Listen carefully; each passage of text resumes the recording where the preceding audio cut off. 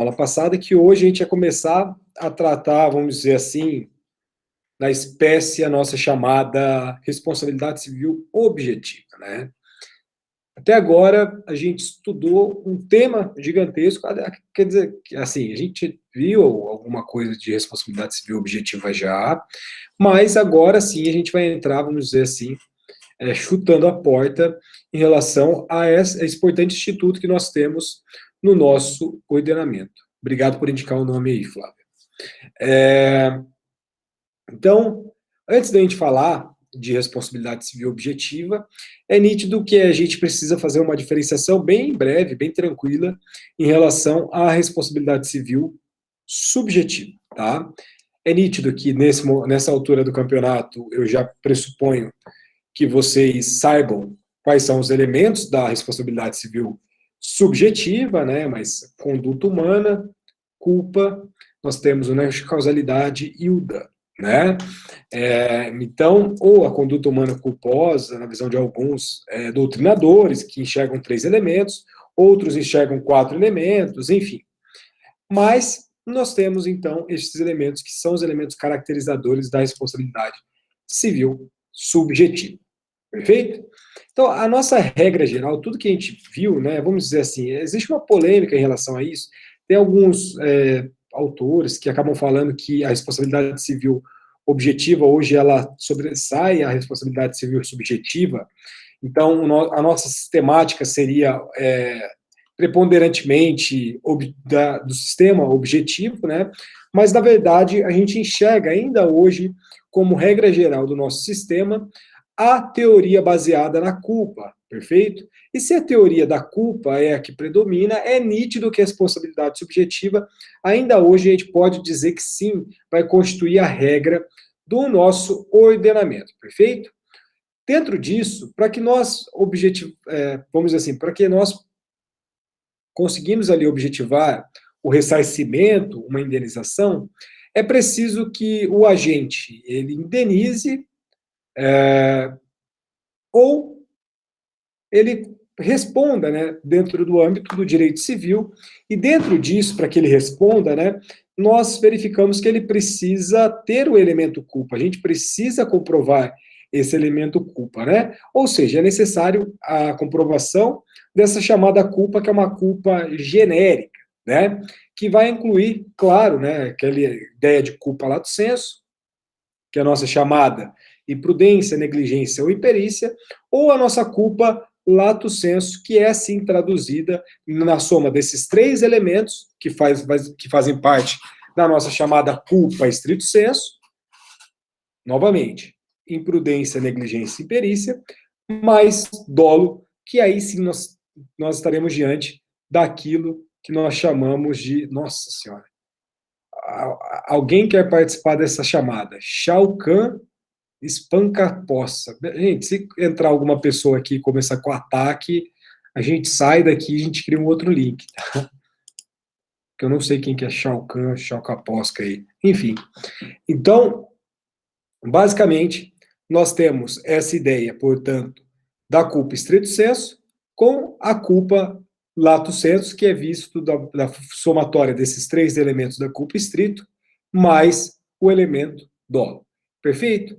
Então, por isso, via de regra, no nosso plano material e no nosso plano processual, a ação de responsabilidade civil, ela pode ser comparada nada mais, nada menos do que aquela corrida por obstáculos, né? Aquela corrida de 2 barreiras, aliás, corrida de barreiras, no nosso caso, de 2 barreiras, perfeito? Então, dentro disso daqui que a gente está querendo colocar para vocês, cada uma dessas barreiras vai representar para nós um ônus que vai existir em relação ao demandante dessa ação, perfeito? Então, primeira coisa que esse autor da ação ele precisa comprovar é a culpa, perfeito? Superou essa barreira da culpa, aí sim a gente vai individualizar a causa dessa culpa, né? Aliás, o que essa culpa gerou para essa vítima, ou seja, um dano. Então, o autor da ação, dentro da responsabilidade civil subjetiva, ele precisa ultrapassar essas barreiras, 2 ônus impostos a ele. Primeiro ônus, portanto, comprovar essa culpa, né, porque é dentro da ideia da culpa comprovada, dentro da teoria da culpa, mais a prova do dano em si, perfeito?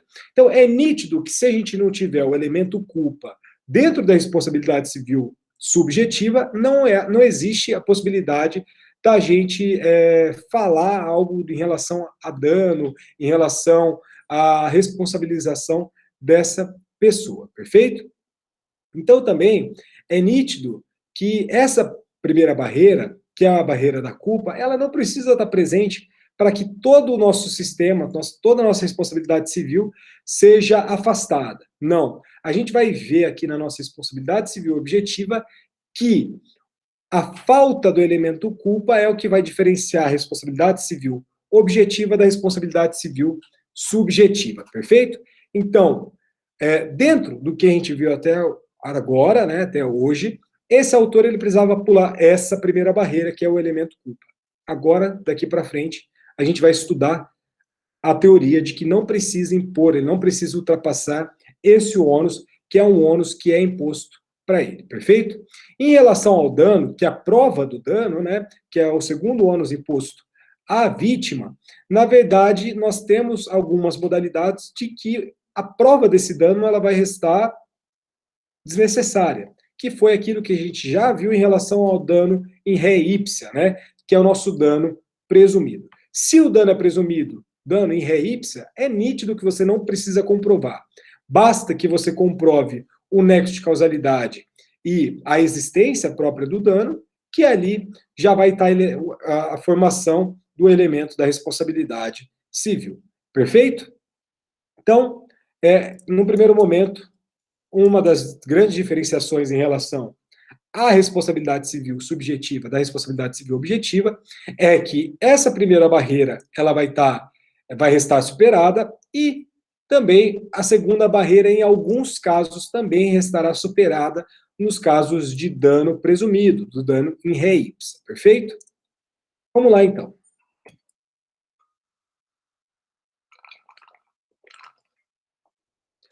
A gente tem, no artigo 186 do nosso Código Civil, aquilo que a gente denomina de regra geral de responsabilidade civil subjetiva, tá? É uma regra que está lá, enfim. Já aqui, no nosso artigo 927, nós estaremos diante da obrigação de indenizar, perfeito? Mais especificamente, em relação ao parágrafo único desse artigo 927, nós estaremos diante, portanto, da nossa chamada responsabilidade civil objetiva, perfeito? Então, vamos lá. Lembrando, isso daqui a gente já falou, esse artigo 927, mas fala para nós, ó. Aquele que, por ato ilícito, artigos 186, 187, 186, portanto, trata da nossa responsabilidade civil subjetiva em 187 do abuso de direito, a gente vai falar do abuso de direito ainda, tá? Causar dano a outro é obrigado a repará-lo. E aqui que está a parte importante do nosso estudo a partir de agora, que é o parágrafo único do 927, que fala assim, ó, haverá a obrigação de reparar o dano, independentemente de culpa, nos casos especificados em lei, ou quando a atividade normalmente desenvolvida pelo autor do dano implicar por sua natureza risco para os direitos de outrem. Então, gente, olha o que nós temos aqui. Aqui é o ponto-chave. Aqui está a própria conceituação da nossa responsabilidade civil objetiva. Ou seja, independente de culpa, nos casos especificados em lei, esse agente responde sem a necessidade de se provar a culpa, e também nas atividades desenvolvidas pelo autor do dano que impliquem, por sua natureza, risco para os direitos de outrem, perfeito? A influência desse parágrafo único vem do Código Civil Italiano, de 1942, que fala, aqui eu nem me arrisquei a colocar em italiano, já trouxe a tradução livre para vocês, que fala assim, ó, aquele que causa dano a outrem no desenvolvimento de uma atividade perigosa, por sua natureza ou pela natureza dos meios adotados, é obrigado ao ressarcimento, se não provar haver adotado todas as medidas idôneas para evitar o dano.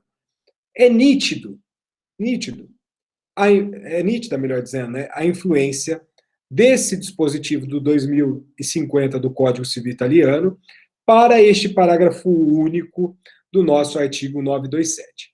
Mas uma coisa é influência, outra coisa é ser idêntico. Ele não é idêntico. Por quê? Porque o nosso Código Civil italiano, o nosso Código Civil brasileiro, ele vai tratar daquilo que a gente vai denominar de atividade de risco, perfeito? Da atividade de risco. Enquanto o Código Civil italiano vai consagrar uma ideia que chama atividade perigosa. Ou seja, são conceitos que são distintos pela própria nomenclatura dos dois termos, né? Então, aqui, novamente, no Código Civil brasileiro, nós estaremos prestigiando, no artigo 927, parágrafo único, a teoria do risco, né, da atividade de risco, perfeito? E um outro ponto, aqui no Brasil, a nossa responsabilidade para essa modalidade vai ser objetiva, ou seja, sem culpa. Enquanto na Itália, até hoje não tem uma unanimidade na doutrina, na jurisprudência, se essa responsabilidade é objetiva ou se vai estar presente a ideia da culpa presumida, perfeito? Então, a gente, lá na Itália, não se tem ainda uma boa delimitação em relação a esse 2050 do Código Civil italiano. Para nós, sem grandes problemas. Atividade de risco, responsabilidade civil objetiva, ou seja, sem a necessidade de se comprovar culpa. Bem, quando a gente estuda esse tema, nós nos depararemos, né, que aqui no Brasil a responsabilidade independente do elemento culpa, vai ser fundada, portanto, daquilo que a gente chama da teoria do risco, tá? Sendo uma modalidade em que tem algumas principais outras espécies dentro desse grande bloco referente à nossa teoria do risco. Quais são? Né? Aqui uma ideia geral. Teoria do risco administrativo, que é adotado nos casos de responsabilidade objetiva do Estado. Isso é previsão da Constituição Federal, parágrafo 6º do artigo 37, perfeito? Então, diante do Estado, via de regra, responsabilidade civil objetiva, beleza? A teoria do risco criado, que vai estar presente nos casos que o agente vai criar o risco decorrente de outra pessoa ou de uma coisa. Então, aqui, só para ilustrar um caso, é o artigo 938 do nosso Código Civil, que vai tratar da responsabilidade do ocupante do prédio pelas coisas que dele caírem ou forem lançadas, né? Isso daqui a gente já estudou também, mas aqui nós estaremos diante, portanto, da teoria do risco criado. Teoria do risco da atividade, ou chamada teoria do risco profissional, ou seja, a atividade desempenhada acaba, pela sua própria natureza, criando riscos a terceiros, né? E é nítido que pode ali se enquadrar dentro da segunda parte desse parágrafo único do artigo 927 do nosso Código Civil. Além disso, nós temos a nossa chamada teoria do risco proveito. E a teoria do risco proveito, ela é adotada nas situações em que o risco decorrente de uma atividade lucrativa, ou seja, quando o agente está lucrando, está tirando ali a sua merenda, vai retirar um proveito em relação a esse risco que foi criado, né? Como, por exemplo, nosso grande exemplo aqui é o Código de Defesa do Consumidor, ou seja, riscos de um produto, os riscos da prestação de um eventual serviço. No Código de Defesa do Consumidor, via de regra, nós temos também a implementação do sistema da responsabilidade civil objetiva, que quem aí já estagia, enfim, já se deparou com alguma relação consumerista, e aqui, enfim, não tem muita dificuldade.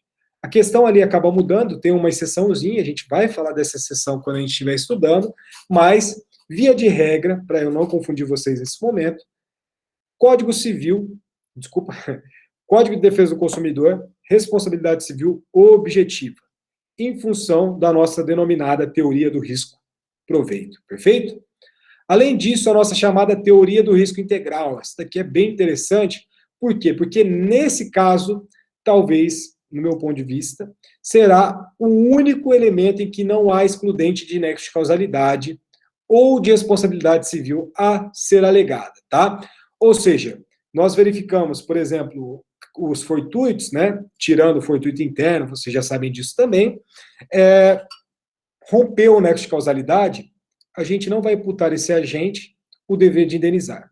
Por quê? Rompeu a ponte que liga a conduta dele com o dano. Não faz sentido algum falar de responsabilização a partir do momento que se rompe essa ponte, né? Só que aqui, eu lembro que eu comentei isso com vocês, eu falei que tinha uma exceçãozinha, e a exceçãozinha é exatamente essa daqui, que é a teoria do risco-proveito. Ou seja, nós temos a possibilidade de responsabilizar um agente, mesmo que não tenha nexo de causalidade. Ou seja, aliás, não tenha a incidência de excludente de nexo de causalidade. Perfeito? Como, por exemplo, danos ambientais, e além disso, o entendimento pelo risco integral para os danos ambientais é chancelado pelo STJ, perfeito? Então, além da doutrina majoritária em relação a Edson Milaré, por exemplo, que é um grande ambientalista, nós temos sim o posicionamento tanto da doutrina quanto jurisprudencial, que acaba dentro do informativo 490, que acaba consolidando a tese de que a teoria do risco integral é sim aplicável dentro do nosso ordenamento e é sim aplicável quando nós estivermos diante, sobretudo em questão referentes a danos ambientais, perfeito? Bem, então, superado esse primeiro ponto em relação às teorias, né, que é um ponto que a gente vai aprofundar nas questões práticas, mas dentro do parágrafo único desse artigo 927, nós teremos, assim, basicamente, duas principais possibilidades, duas situações em que vai existir essa responsabilidade sem a existência de culpa. Perfeito? Quais são essas hipóteses, né? A primeira é que nos casos previstos expressamente em lei, né, como eu coloquei, aliás, como o próprio legislador colocou dentro desse dispositivo, como, por exemplo, a responsabilidade objetiva dos fornecedores de produtos e prestadores de serviços frente aos consumidores, que é nosso Código de Defesa do Consumidor, Lei 8.078 de 1990. Como segundo exemplo, por exemplo, a responsabilidade civil ambiental decorrente da Lei Política Nacional do Meio Ambiente, né, artigo 14, parágrafo 1º da Lei 6.938 de 1981, e o terceiro exemplo aqui é a Lei 12.846 de 2013, que vai dispor sobre a responsabilização administrativa e civil de pessoas jurídicas pela prática de atos contra a administração pública, especialmente por corrupção, né? Então, por exemplo, dentro desse dispositivo, as pessoas jurídicas serão responsabilizadas objetivamente nos âmbitos administrativo e civil pelos atos lesivos previstos no seu texto, praticados em seu interesse ou benefício exclusivo ou não. Então, aqui nós temos inúmeros dispositivos legais que estabelecem o regime da responsabilidade civil objetiva decorrente da lei. Nitidamente, nós temos atividade de risco, perfeito, mas nós temos também os exemplos que se referem aos casos previstos de forma expressa na legislação. Vamos lá. Bem, o segundo exemplo é a nossa, novamente, atividade de risco, né? E uma atividade de risco, normalmente ela é desempenhada pelo autor do dano, o que é a consagração da nossa chamada cláusula geral da responsabilidade civil objetiva. A cláusula geral da responsabilidade civil subjetiva está no artigo 186, e a cláusula geral da nossa responsabilidade civil objetiva vai estar nesse parágrafo único no 927. Então, por exemplo, né, vai tratar uma atividade normalmente ilícita que causa danos aos direitos de outrem, né?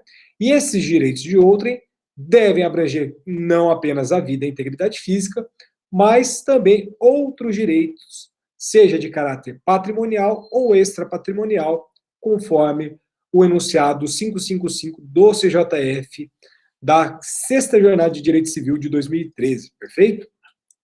Então, gente, aqui é muito além dessa questão de somente em relação à integridade física, à vida, não. São inúmeros casos, por exemplo, de danos extrapatrimoniais, danos morais, que serão englobados na nossa responsabilidade civil objetiva, em decorrência dessa teoria do risco. Perfeito?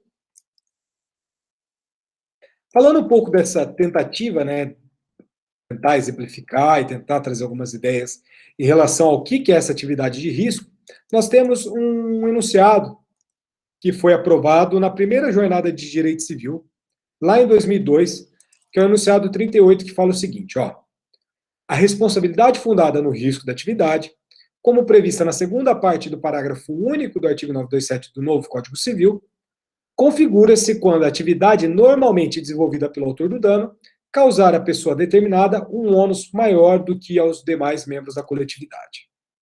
Perfeito?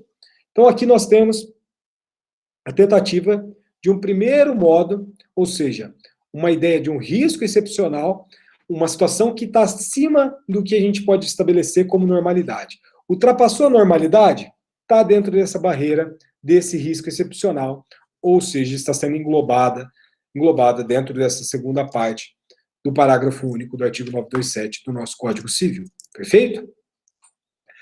Cláudio Luiz Bueno de Godoy, ele fala para nós que, na verdade, essa teoria do risco, essa norma bem posta na segunda parte do artigo 927, parágrafo único, traz para nós a ideia de risco diferenciado, especial, particular, destacado, afinal, se toda prática organizada de atos em maior ou menor escala o produz, perfeito? Então aqui nós temos uma outra tentativa de conceituação que acaba aparecendo, e é muito interessante que o Cláudio Luiz Bueno de Godoy foi o relator, aliás, ele não foi o relator, ele foi o jurista que acabou fazendo a proposição desse enunciado 448 que eu destaquei para vocês também no slide, que fala o seguinte, ó: a regra do artigo 927, parágrafo único, segunda parte do Código Civil, aplica-se sempre que a atividade normalmente desenvolvida, mesmo sem defeito e não essencialmente perigosa, induza por sua natureza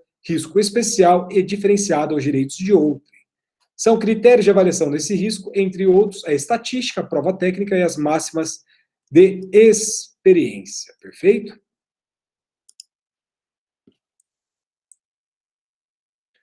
Bem, então, diante disso, nós temos duas principais aplicações dessa cláusula geral, vamos dizer assim, dentro da jurisprudência nacional até o presente momento. O primeiro exemplo, como eu destaco para vocês no slide, tem uma questão, assim, que é uma discussão gigantesca, uma discussão que vem lá da Constituição, tinha um posicionamento do TST, enfim, tinha uma solução que o Legislativo tinha que fazer uma nova norma esclarecendo esse dispositivo, que aí ia tratar de um aparente conflito, que a gente vai verificar aqui. E a segunda possibilidade também é uma solução pelo Poder Judiciário, qual seria a capacidade, enfim, o que eu estou querendo dizer aqui para vocês?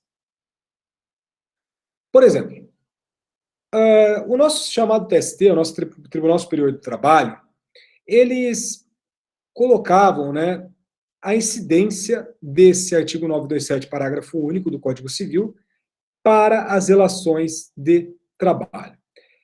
Por que eu falo isso? Nós temos um dispositivo dentro do artigo 7º, inciso 28 da nossa Constituição Federal, que traz para nós a ideia de responsabilidade subjetiva, direta subjetiva, do empregador. Então, a discussão do conflito era a seguinte: qual norma se aplica? É uma antinomia, né? São duas normas, e aí, dentro da antinomia, a gente vai buscar ali fazer a superação dela através da hermenêutica, né? Aqui era uma antinomia de duplo grau, enfim. Mas, além dessa discussão que passou várias décadas, né, vamos dizer assim, várias décadas não, né? Mas pelo menos uma década, nós tivemos um posicionamento em 2019, quentinho, por isso que eu nem fiquei falando muito, né? Porque depois que isso daqui veio uma decisão de 2009 que gerou um informativo do STF com repercussão geral, acabou a discussão, né? Em tese. O ministro Luiz Fux e o Marco Aurélio sempre, né? Mas o Luiz Fux foram os ministros vencidos, tá? Então a maioria do STF entendeu a seguinte questão em relação a: aplica esse artigo 7º da Constituição ou aplica a nossa cláusula geral de responsabilidade civil? Deixa eu só me arrumar aqui no slide, que cortou uma parte. Só. Senão eu não consigo ler.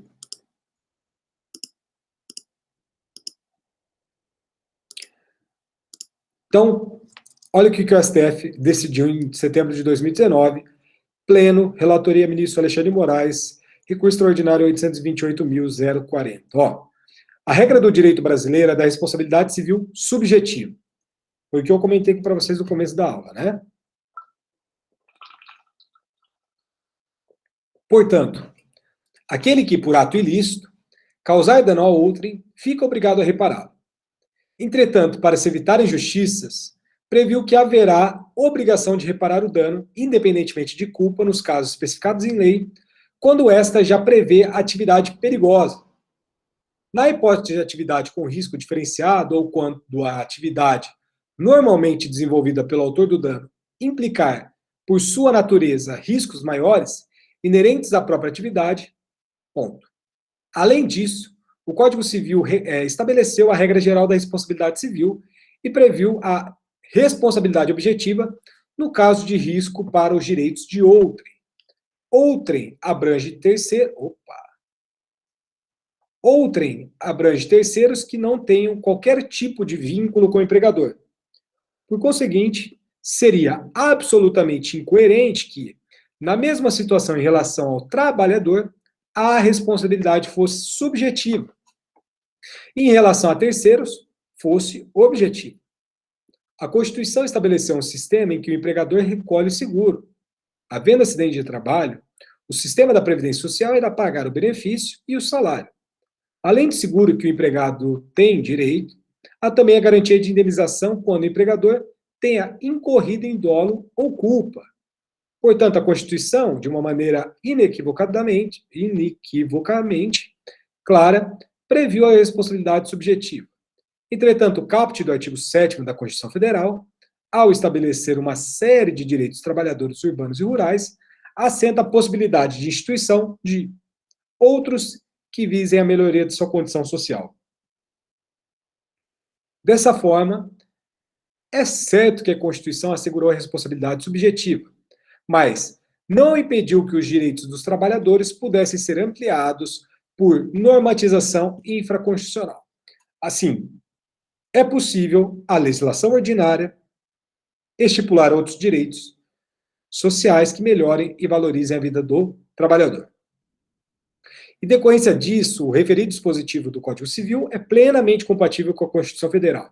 No caso concreto, a atividade exercida pelo recorrido já está enquadrada na consolidação das leis trabalhistas, a nossa CLT, né, como atividade perigosa. Então, não há dúvida de que o risco é inerente à atividade de sua segurança patrimonial, armado de carro forte.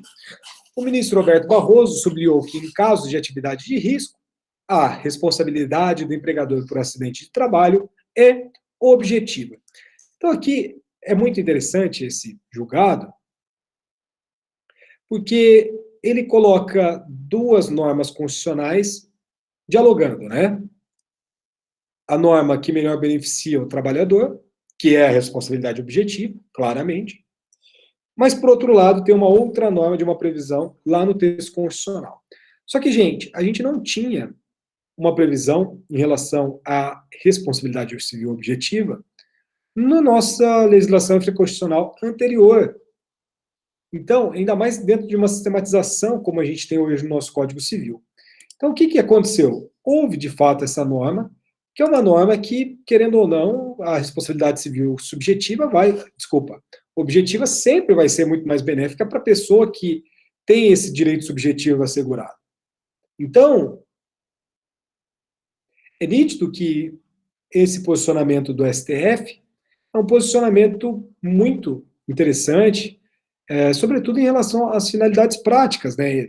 Imagina um acidente de trabalho, se a gente colocasse a responsabilidade civil subjetiva, e caberia ao ônus do empregado comprovar que o empregador teve culpa, né? Então parece-me que essa foi a decisão mais correta. Interessante aplicar, né, essa questão de melhoria em relação a uma legislação infraconstitucional. A gente tem ali daí uma discussão muito interessante, provavelmente o professor Eduardo acaba desenvolvendo com vocês, em relação à reforma trabalhista, né? Que muitos constitucionalistas defendiam a impossibilidade em relação a inúmeros dispositivos em relação ao não retrocesso, a vedação ao retrocesso, mas, querendo ou não, não foi esse o entendimento do STF, tá? Então, assim, gente, vamos imaginar, no plano prático, motoboy. O motoboy, então, vai ser visto, em decorrência dessa atividade de risco, pô, o cara fica na rua, fica, enfim, responsabilidade civil objetiva. Segurança, dentro desse caso do STF, era um rapaz que fazia escolta armada para a empresa de dinheiro, né? Caldeireiro, mineiro, trabalhador dentro da construção civil, o vaqueiro, enfim, peão, né? E todas essas atividades que são que envolvem um risco, querendo ou não, expresso e nítido, perfeito? Regra de experiência. Se a gente voltar dentro dessa conceituação aqui, né? Configura-se quando a atividade normalmente desenvolvida pelo autor do dano causar à pessoa determinado um ônus maior do que os demais membros da coletividade. Fazendo uma analogia, é basicamente esse o caminho que a gente traz para a relação aqui da aplicação da responsabilidade civil para as relações de trabalho, também afastando, portanto, a nossa responsabilidade civil subjetiva, que era prevista ali dentro do artigo 7º, enfim, inciso alguma coisa da Constituição. Inciso, cadê aqui, ó? Inciso 28, né? 28. Esse segundo exemplo aqui é mais interessante, vamos dizer assim, né? Rede social. Redes sociais. A Terra supostamente sem lei, né? Bem, incidência do artigo 927, parágrafo único, dentro dos ambientes virtuais de relacionamento, responsabilizando a empresa que mantém o sítio digital. Então, a responsabilidade pode ser configurada como objetiva, que dentro desses ambientes enquadram-se como potencial risco de lesão a direitos da personalidade. Olha lá, Tribunal de Justiça de Minas Gerais. Orkut, hein? Bons tempos. Apelação civil, ação indenizatória, dano moral, ofensas através de site de relacionamento, Orkut. Preliminar, ilegitimidade passiva, rejeição, responsabilidade civil objetiva. Aplicação obrigatória, dever de indenizar, reconhecimento, conta indenizatória, fixação, prudência e moderação, observância necessária, majoração indevida. Ponto. Restando demonstrado nos autos que a apelante Google Brasil atua como representante da Google Inc. no Brasil, fazendo parte do conglomerado empresarial responsável pelo site de relacionamentos, denominado Orkut, compete-lhe diligenciar no sentido de evitar que mensagens anônimas e ofensivas sejam disponibilizadas ao acesso público, pois, abstendo-se de fazê-lo, responderá por eventuais danos à honra e dignidade dos usuários decorrentes da má utilização dos serviços disponibilizados. Excluente, no caso, a alegação de que o perfil difamatório teria sido criado por terceiro, pois a empresa ré efetivamente não conseguiu identificá-lo, informando apenas um endereço de e-mail, também supostamente falso, restando inafastável a sua responsabilidade nos fatos narrados nesses autos e o reconhecimento de sua legitimidade para figurar no polo passivo da lide. Aplica-se a espécie o artigo 927, parágrafo único do Código Civil, que adota a teoria da responsabilidade civil objetiva, estabelecendo que haverá a obrigação de reparar o dano, independentemente de culpa, quando a atividade normalmente desenvolvida implicar, por sua natureza, risco para os direitos de outro. No arbitramento do valor da indenização por dano moral, devem ser levados, enfim. Então, aqui é um dos casos, porque assim, é nítido que a teoria do risco tem aquelas visões bem tradicionalistas, né? Mas aqui nós temos, querendo ou não, um posicionamento bem interessante em relação à nossa responsabilidade civil pelo risco, decorrente de algumas relações que foram relações que a gente acabava nem se deparando muito no plano prático, enfim. Então, é muito interessante, e esse caso é um caso emblemático em relação a essas questões, porque é um caso um pouco mais antigo, mas nós temos também uma outra, a gente vai chegar em marco civil da internet, mas nós temos também uma outra jurisprudência que vem do Rio Grande do Sul, também já faz algum tempo, que fala assim, ó, hipótese dos autos em que o usuário assinante do serviço da provedora criou uma página eletrônica contendo fotos e informações de cunho difamatório que atingiram a imagem da lesada. Na espécie, e a provedora detinha os elementos de prova capazes de identificar o usuário assinante. Quem criou o site depreciativo, pois o criador da página eletrônica forneceu à provedora os seus dados pessoais, bem como adquiriu os serviços comercializados pela provedora através do e-commerce. De outro vértice, a provedora agiu de maneira manifestamente decidiosa e negligente, haja vista que não suprimiu imediatamente após ter sido notificada pela ofendida, contendo ali as informações caluniosas. Então, aqui é muito interessante, porque o negócio é o seguinte, não basta você, dentro dessas visões, né, a gente vai ver que no marco civil da internet isso também é reafirmado, mas não basta que você alegue de primeiro, você precisa notificar, precisa comunicar, precisa buscar as informações, para daí sim, dentro de uma conduta, por mais que a gente esteja em sede de responsabilidade civil objetiva, essa dissídia, né, essa negligência dessa parte, seja fundamento para aplicar a responsabilidade civil objetiva, tá? Então aqui, ó, dano moral configurado, aí fala, ó, normalmente porque a sua atividade desenvolvida pela provedora de hosting implica, por sua natureza, em riscos à esfera jurídica de terceiros.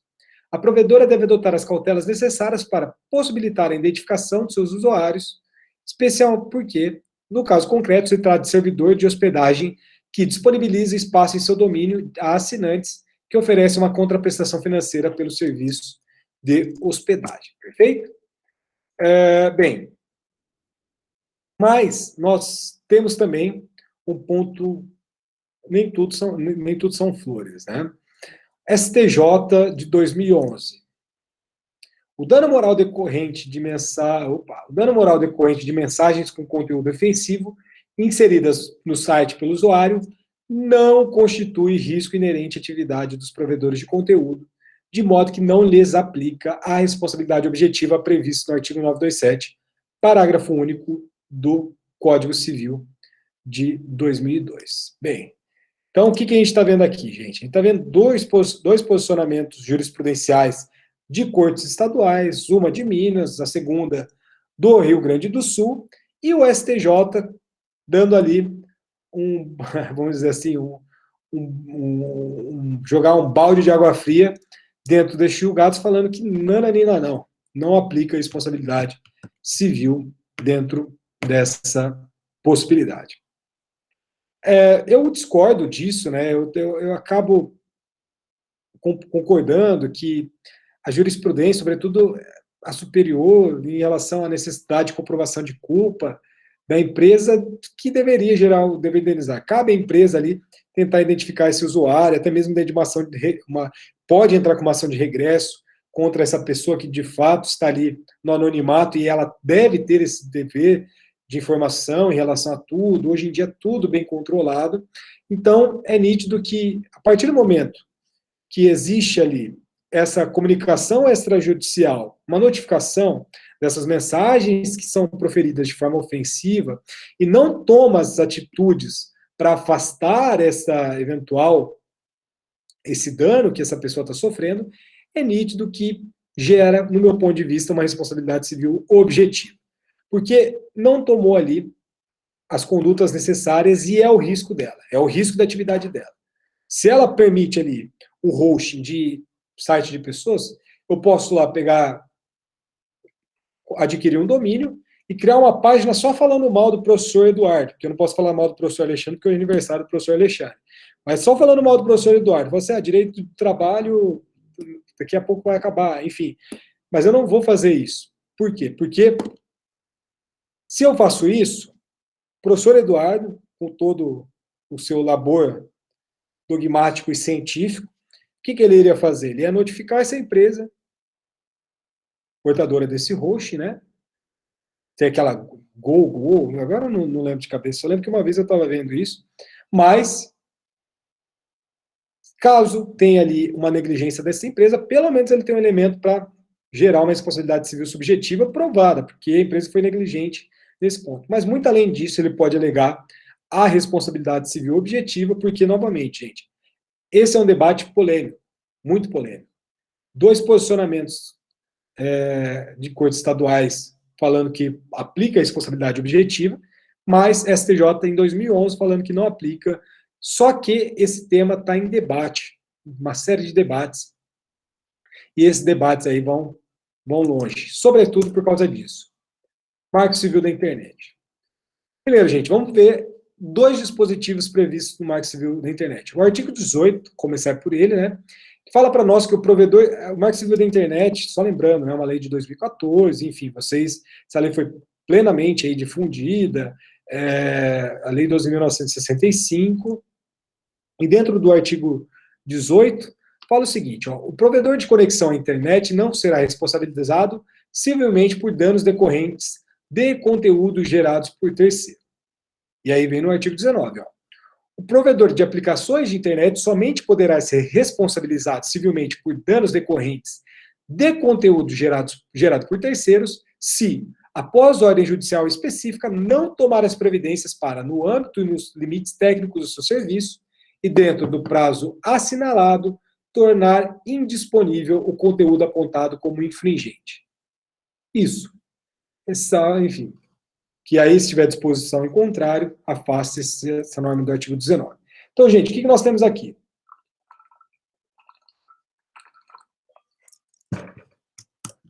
Aquilo que a gente pode chamar de responsabilidade civil subjetiva agravada. Ou seja,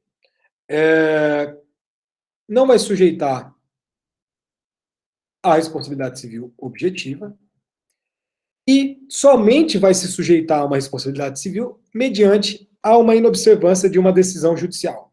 Por isso, dessa desobediência de uma ordem judicial, que a gente dá o nome de responsabilidade subjetiva agravada, porque é o descumprimento de uma determinação judicial.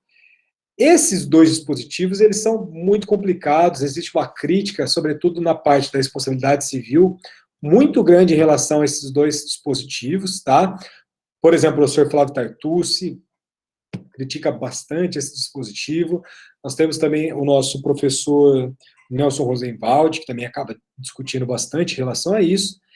Mas, enfim, a gente precisa ver como que os tribunais estão julgando essas matérias, porque, querendo ou não, vai continuar batendo ali as portas do Poder Judiciário, e aí a gente precisa verificar quais serão os novos posicionamentos em relação a essa questão dos provedores aí do nosso mundo digital, perfeito? Deixa eu ver aqui em posicionamento o STF, que veio, deixa eu até ver isso aqui. Vou escrever STF aqui, mas é STJ, né? Deixa eu até corrigir isso daqui para não dar. Estava achando estranho, falei, porra, STF jogando a infraconstitucional. Olha o que o STJ entendeu dentro do RESP 1.352.053 de 2015, ó. Recurso especial, direito civil do consumidor. Responsabilidade civil, internet. Portal de notícias, relação de consumo. Ofensas postadas por usuários. Ausência de controle por parte da empresa jornalística. Defeito na prestação de serviço. Responsabilidade solidária perante a vítima. Valor da indenização. Controvérsia acerca da responsabilidade civil da empresa detentora de um portal eletrônico por ofensas à honra praticadas por seu usuário mediante mensagens e comentários a uma notícia veiculada.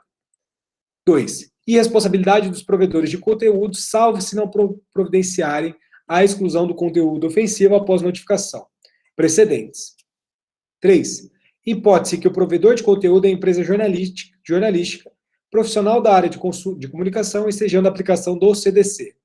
Necessidade de controle efetivo, prévio ou posterior das postagens divulgadas pelos usuários junto à página em que publicada a notícia. 5. Na ausência de controle, configura defeito do serviço. 6. Responsabilidade solidária da empresa gestora do portal eletrônico perante a vítima das ofensas. Manutenção do quanto indenizatório a título de danos morais por não se mostrar exagerado. Então, o que nós temos aqui? Uma regra que, por mais que seja uma provedora, e por mais que nós estamos dentro do ambiente eletrônico, é uma empresa que se submeteu ao Código de Defesa do Consumidor. E a partir do momento que se submeteu ao Código de Defesa do Consumidor, o STJ colocou a responsabilidade como a responsabilidade objetiva, perfeito? E aí essa empresa foi condenada. Dentro desse ponto, é muito interessante porque o relator, que foi o ministro Paulo de Tarso Severino, ele trouxe dentro do seu voto uma lição e uma classificação da ministra Nancy Andrighi, que em um outro julgado, que foi no RESP 1 milhão, aliás, esse daqui é parte do mesmo RESP, né? Ele colocou isso daqui, essa lição da ministra Nancy Andrighi, ó, da diferenciação dos provedores, é bem interessante isso daqui, ó.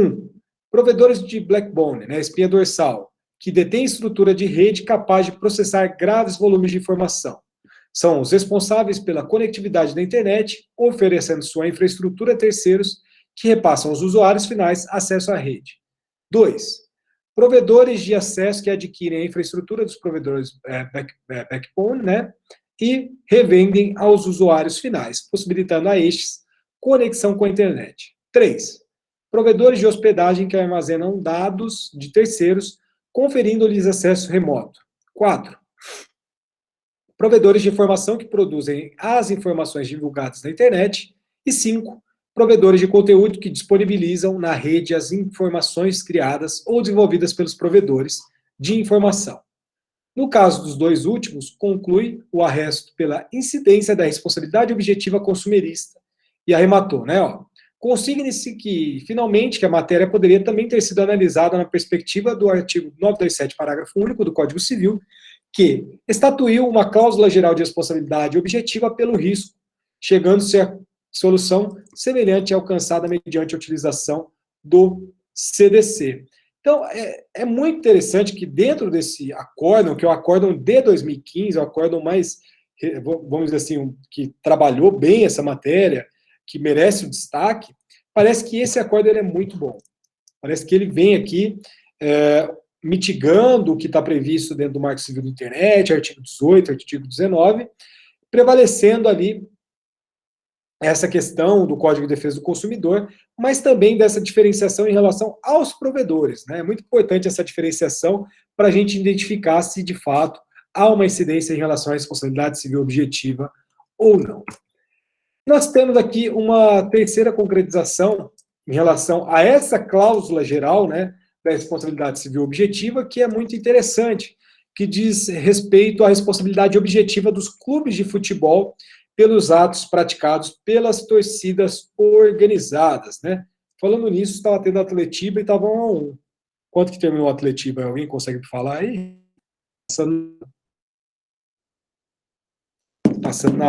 Acabou 2-1 para o Atlético. Então, vamos acabar essa aula logo para a gente comemorar. Fala lá, enunciado 447 foi de proposta do Alberto Pascoaloto, né? Que fala assim para nós, ó. As agremiações esportivas são objetivamente responsáveis por danos causados a terceiros pelas torcidas organizadas agindo nessa qualidade, quando, de qualquer modo, as financiem ou custeiem, direto ou indiretamente, total ou parcialmente. Perfeito? Então, gente, o que eu tenho para falar para vocês regra geral da responsabilidade, duas partes, né?